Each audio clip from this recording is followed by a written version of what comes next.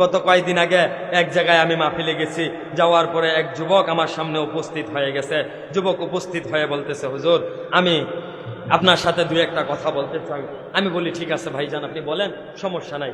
হুজুর আমি প্রত্যেকটা বছর যখন বাড়ি থেকে ঢাকাতে যাই, আমি ঢাকাতে কাজ করি, যখন ঢাকাতে যাই তখন ঢাকাতে যাওয়ার সময় আমি বাড়ি থেকে বের হওয়ার পরে যতক্ষণ পর্যন্ত আমাকে দেখা যায় ততক্ষণ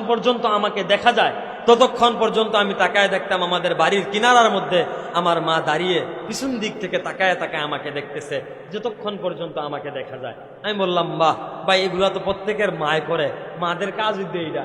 পুত যখন বাড়ি থেকে বাইরে যায়, সন্তান যখন বাড়ি থেকে বের হয়ে যায়, তখন মা কি করে, সন্তানের দিকে তাকায় থাকে, চোখগুলা খুইলা সন্তানের দিকে তাকায় থাকে। আরে সন্তানের দিকে তাকায় থাকে, পুত্রা দেখিতে আছে, কতদিন পুত্রার দেখতো না, পুত্রায় বাইরে থাকবো, কিটা খায় না খায়।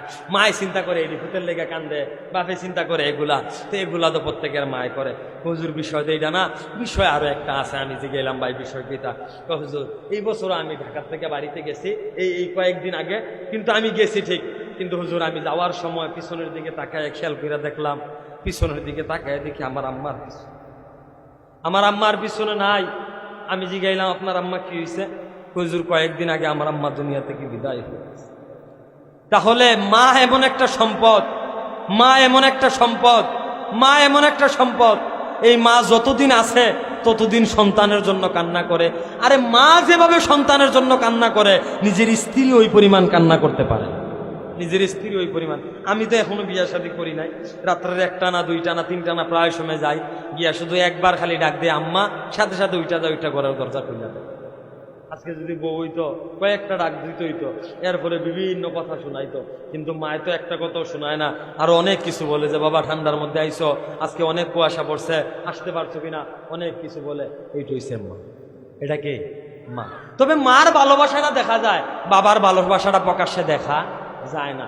বাবাও সন্তানকে কি করে, মহাব্বত করে। মাঝে মাঝে আমার মাহফিল 2 দিন 3 দিনের লেগে ওই ময়মনসিংহের দিকে যাই গাই, গফরগাঁও, ত্রিশাইল, মুক্তাগাছা, হালুয়াঘাট, দুবাউরাই থেকে 2-3 দিনের লেগে যাই গাই। হাজার হিসাবে চিনছে এই এলাকাটি, ওইদিকে 2 দিন 3 দিনের লেগে আমি যাই গা। তা আব্বাই মাঝে মধ্যে আম্মারে গেছি গায়, তার রুমটা দিয়ে খালি টেকুল ফাইল গেছে, ময়মনসিংহ 3 দিনে লেগে গেছে গা মাহফিল। তার মানে বাবারও ভালোবাসা আছে, কিন্তু বাবারা সন্তানের সামনে ভালোবাসা কি করে না, প্রকাশ করে না, প্রকাশ করতে চায় না। বাবারাও সন্তানের জন্য কান্না করে, বাবারাও সন্তানের জন্য দোয়া করে। আরে বাবার জিন্দেগির সফলতাই তো মূলত সন্তানের সফলতা। সন্তানের সফলতাই কার সফলতা? বাবার সফলতা। এজন্য আমাদেরকে 1 নম্বরে ঈমান আনার পরে নামাজ পড়তে হবে, 2 নম্বরে রোজা রাখতে হবে, 3 নম্বরে যাকাত দিতে হবে, 4 নম্বরে তৌফিক হলে হজ করতে হবে, 5 নম্বরে হালাল হারাম মেনে চলতে হবে, সৎ কাজের আদেশ করতে হবে, অসৎ কাজের নিষেধ করতে হবে, 6 নম্বরে সর্বশেষ কাজ মাতা পিতার খেদমত করতে হবে। কোন সন্তান যদি মাতা পিতার খেদমত করে, কোন সন্তান যদি মাতা পিতার খেদমত করতে পারে দুনিয়াতে, তার জন্য জান্নাত 50% কনফার্ম হয়ে যায়। দুনিয়ার মধ্যে জান্নাত কত পার্সেন্ট কনফার্ম? 50% জান্নাত কনফার্ম, যদি মাতা পিতার খেদমত করতে পারে।